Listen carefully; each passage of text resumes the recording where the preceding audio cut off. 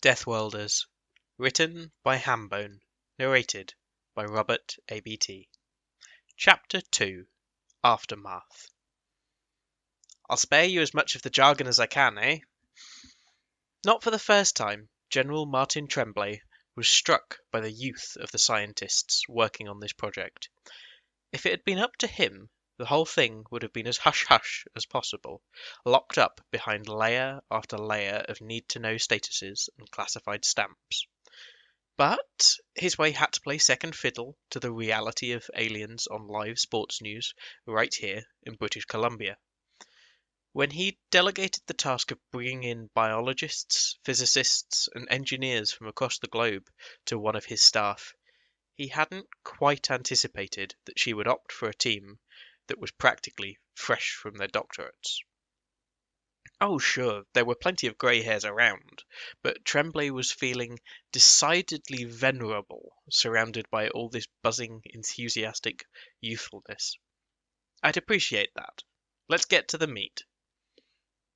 He regretted the turn of phrase immediately, as the biologist, a rotund and jovial man with a habit of roaring with laughter at the slightest joke, deliberate or not, released his characteristic chuckle, and then turned to the report, which was mercifully brief. From what we were able to scrape off the ice in Vancouver after the hockey teams were done with them, they're kind of unimpressive, actually, he opined. The endoskeleton seems to be based around comparatively large crystals of silica, with not a trace of collagen in sight. Remarkably fragile. Musculature is... We think their muscles can pull, push, and twist, whereas ours can only pull. So they need fewer muscles overall to get the same range of motion, but each muscle's far weaker than our own.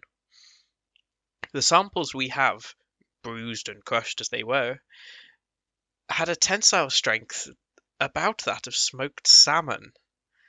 Even accounting for tissue damage, they're decidedly weaker than we are, and they couldn't possibly move as fast as we can. Just not enough force or leverage. That explains why they broke so easily, Tremblay said. Dr. Taylor nodded. It's weird.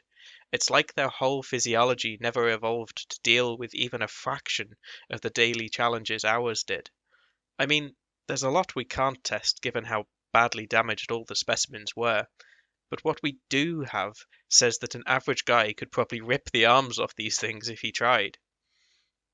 So what the hell did they think they were going to accomplish? Tremblay said. Interesting as this is, my job is to figure out what kind of threat they pose, and to do that I need more than an analysis about how squishy they are. I could see that just from watching the game. Taylor's colleague, Dr. Betty Ann Coate, cleared her throat at that one. She tended to let Taylor do the talking. He was kind of the large personality who filled a room, while she was more the quietly get things done while nobody's watching type. They complemented each other well, not least because when she did venture an opinion, Taylor tended to shut up and let her share it. We're like the only people on the planet who could claim to be experts in xenophysiology, she said. So we're starting from scratch. And I guess the first assumption we'd have to make is that to them, their physical frailty would be normal, and we seem freakishly strong and durable. It would explain the weaponry, Taylor commented. You've seen the interview tapes. Tremblay indicated that he had. All of the athletes had given a roughly similar description of what it felt like to be shot with an alien gun. Pathetic. While the shots had knocked them to their feet, to a seasoned hockey player in full gear, the impacts had been little worse than irritating. The goaltenders had hardly felt anything at all. Careful testing had suggested that the guns delivered, by some as yet unidentified mechanism, a discharge of kinetic energy that propagated along the direction of fire at the speed of light. The weapons had plenty of advantages. They were portable, agile, had no recoil at all, and seemed to convert their stored energy very efficiently. but they stood no hope at all of seriously threatening a well-conditioned soldier in full battle gear. If we assume that the average target for these weapons is about as tough as the idiots who landed in Vancouver, then those weapons start to make sense, Dr. Coate told him. Merde. Tremblay pinched the bridge of his nose. I don't really want to go to my colleagues in the Ministry of Defence with a report to the effect that these things pose about as much threat as an angry 12-year-old, he said. Well, from what we've gathered so far, sir, that would be the truth, Taylor shrugged. Don't tell me you'd prefer to give a report to the effect that we're hopelessly outmatched and can kiss our collective derrieres goodbye. Well, no. It's just a bit anticlimactic, Tremblay said. As she returned to her work, Betty Coate muttered a heartfelt amen to that. Dumbasses. That insult woke Terry Boone up, and she sat up straighter and adjusted her seatbelt, embarrassed to find that she had fallen asleep. It took her a few seconds to get up to speed, but the target of the insult turned out to be obvious. A mass of people filling the road, waving signs and chanting. Most of the signs showed variants on the theme of alien faces. Most of the classic, large-eyed Roswell green or grey cue ball. Some actual cartoon versions of the things, hunters that had attacked Vancouver. One or two of the sleek black aliens fought by Sigourney Weaver, and, in one case, an E.T. puppet impaled atop a steel pole in a way that implied he'd never be phoning anybody at all.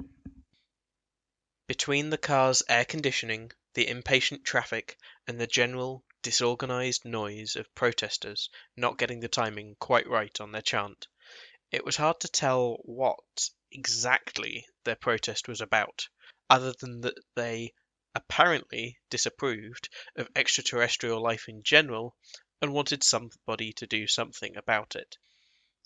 A few wags had infiltrated the crowd with signs like "Down with this sort of thing!" and "They took our jobs!" and the police were fighting an uphill battle just to keep the whole situation relatively peaceful and respectful, never mind the task of trying to disperse the mob and restore something that resembled normalcy. As if there was any such thing, now that the world had conclusive proof of existence of intelligent alien life, and hostile alien life at that. She reached over and turned down the radio, where some self-appointed authority was bemoaning the way that the alien vehicles had fled into space and vanished in a burst of Cherenkov radiation, and was insisting that the Royal Canadian Air Force had screwed the pooch by failing to intercept, ground, and study it. His guest's patient attempts to explain that the vehicle in question had gone from a standing start to Mach 5, meaning that interception would have been completely impossible, were being dodged, mocked, or outright ignored. It was the third time in 1 week that they had encountered a mob of some kind, brandishing signs either welcoming the aliens to Earth or expressing unspecified antagonism towards them. Kevin Jenkins reserved tolerant disdain for the former and naked contempt for the latter. For her part, Terry still wasn't sure she believed his story, but if it was true, she thought she could sense why he might react so strongly.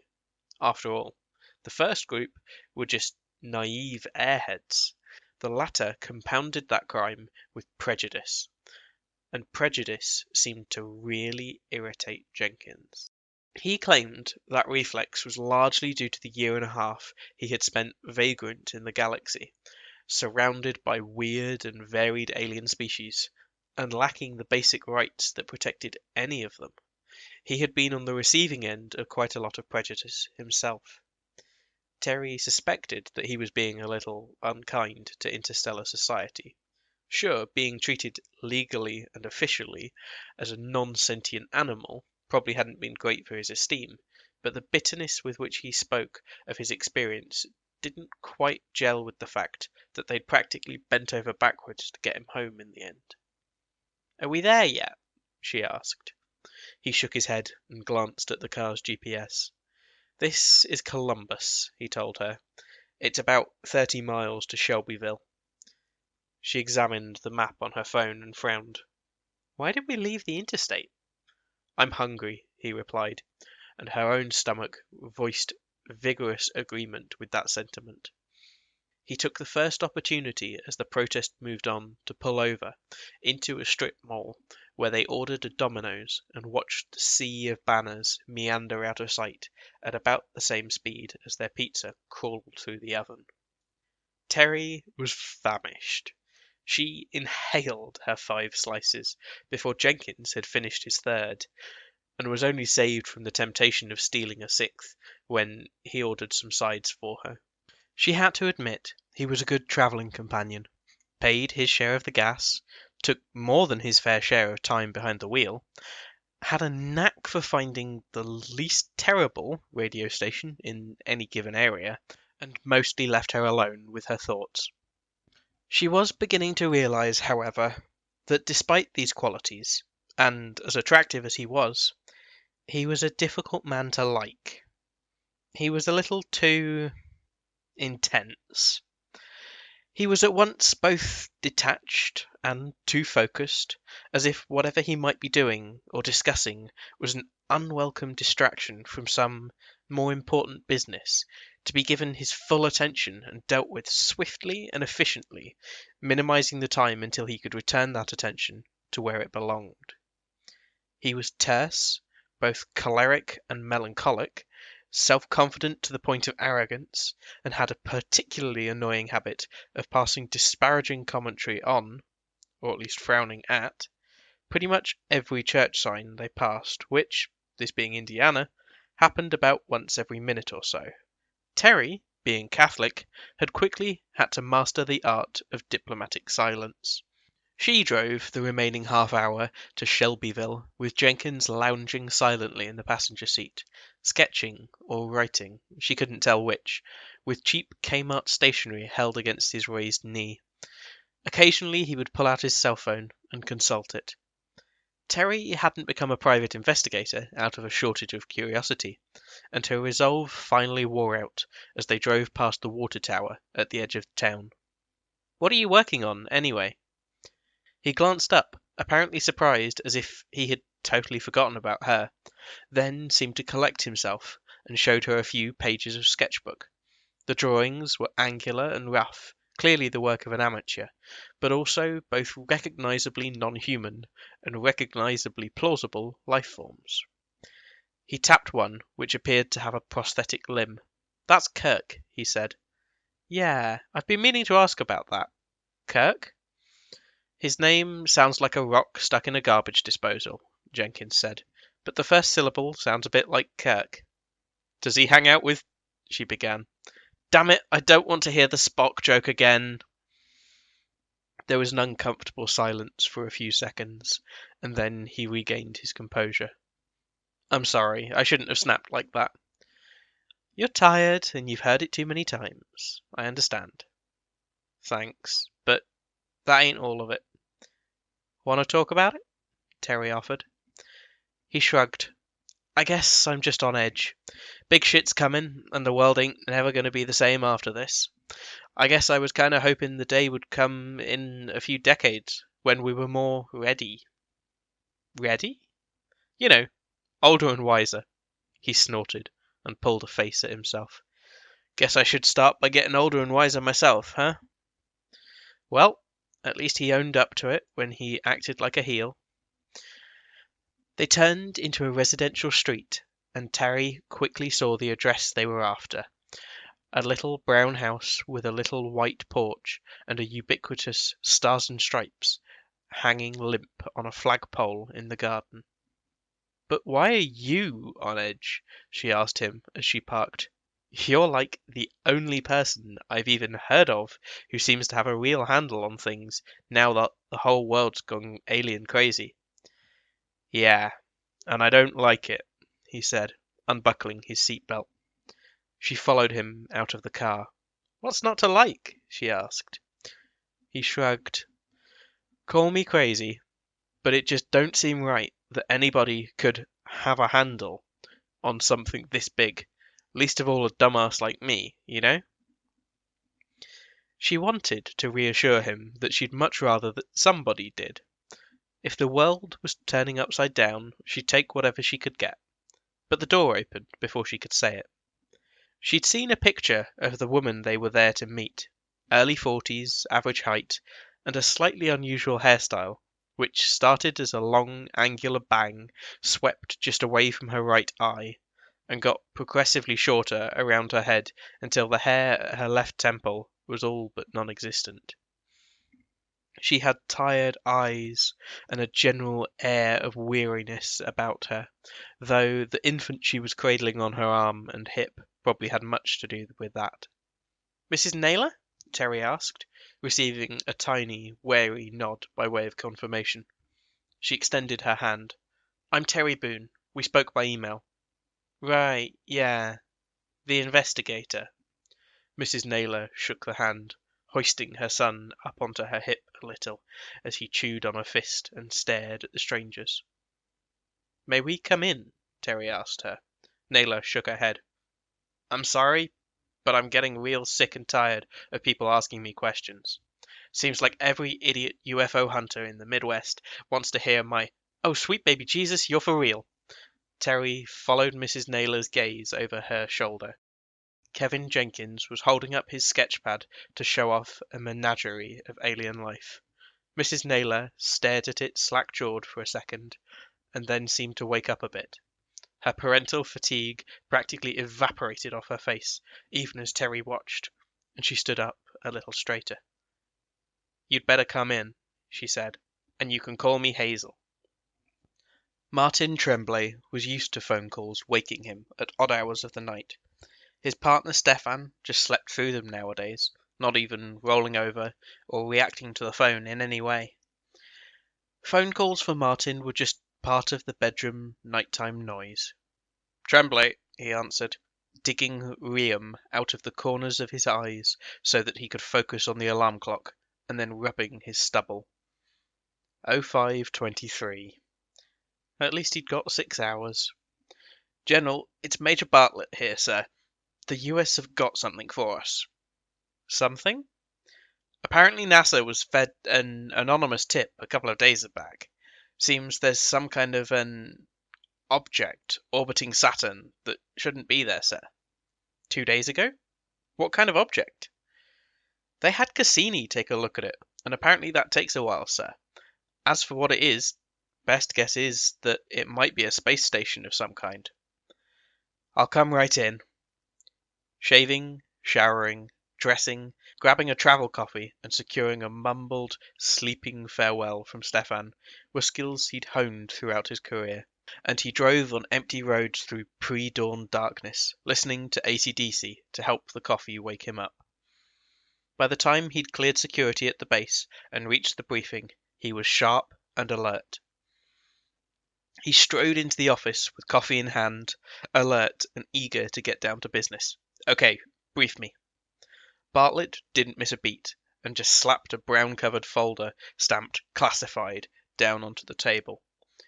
"On Tuesday, 30 hours after the incident in Vancouver, NASA received an anonymous message delivered straight to Administrator's office, apparently from inside the agency. The message detailed coordinates in orbit around the planet Saturn, directly opposite the planet from Earth, and therefore invisible from here.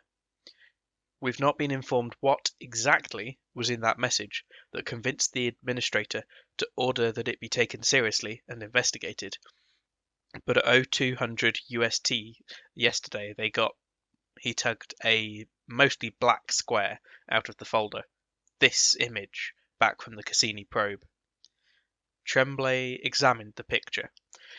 The object was either very large or very distant, and so the probe's cameras hadn't taken a particularly sharp image, but it was hard to deny that between a high albedo that looked an awful lot like steel panels and a hint of its shape, a cigar wearing 3 thin rings, it looked decidedly artificial. "Cassini's been up there since..." Launched in 97, made orbit on July 1st, 2004, sir. It's been out there that long, and we've never spotted this thing? Asked one of the other officers, Colonel Williams. It's a big sky, Bartlett told him. And no offense to the NASA guys, but it's an old camera too. They had to point right at these coordinates to see it. Besides, Tremblay added, we don't know how long that thing's been there. For all we know, it was only built last week. Fair, I guess, Williams conceded. But what are we going to do about it? What can we do? Tremblay countered. It took 7 years for Cassini to get out there. We send a mission, and they aren't coming home until their babies are going through puberty. We send a missile, even if we had a missile that couldn't get out there, they'll see it coming years in advance. We've already got a robot probe out there, but it belongs to somebody else. He shrugged. We're being watched, and I'll be honest, that fact doesn't bother me too much. Why not? Well, A, it means that we're worth watching, which is flattering. But more importantly, it means B, that the psychos who hit Vancouver aren't the only life out there. Bartlett frowned. How do you figure that, sir? Because if that was their listening post, gentlemen, then they'd have been better prepared. There was a general nodding and a few grins. Much as it had turned the world upside down, watching the alien raiders get their laser-guided karma had been inspiring. Bartlett cleared his throat. And see, sir? Yes. We now know who to start talking with. Councillor? Kirk raised his head. He had taken to napping in his office chair at every available opportunity. It was the only way to keep up with the amount of sleep he required. The hunters slipping the quarantine net around Earth had become a major diplomatic incident, as much because of the question about how the humans would respond, as because it showed just how far their stealth technology had come. Stations, fleets, and facilities all over the galaxy were rushing to deal with that latter problem, but within the halls of power, the fact that the humans now officially knew that there was something out there had rapidly become the cause of greater alarm. His aide, a Vuzktuk by the name of Urkanurb, indicated that, within the sea of messages and information screens floating in the volumetric projection above his desk, one was blinking red in a steady 1, 2, 3, pause, 1, 2, 3, pause rhythm, indicating an internal message from somewhere on the observatory, highest priority. He thanked the young being with a wave of his prosthetic upper arm, while the remaining organic one grabbed the message and performed the interface gesture to open it. He swore, making a sound rather like a plastic bucket full of bubble wrap being crushed by a backhoe. The image was of the human research probe Cassini, which had been left intact on the grounds that its destruction might arouse suspicion. Its largest camera was pointing directly at them. He stared at it for a few seconds, and then tapped a few physical controls on the desk. Urkanurb retreated from the room as it began to erect a top-level diplomatic secrecy field. The volumetric display on his desk didn't need long to begin filling up with the floating heads of his counterparts. Wherever you were, whatever you were doing, if an emergency session of the Security Council was called, you answered. Within minutes, the limited AI that served as the council's speaker and impartial mediator called the session to order and granted him the floor. We've been discovered, he said.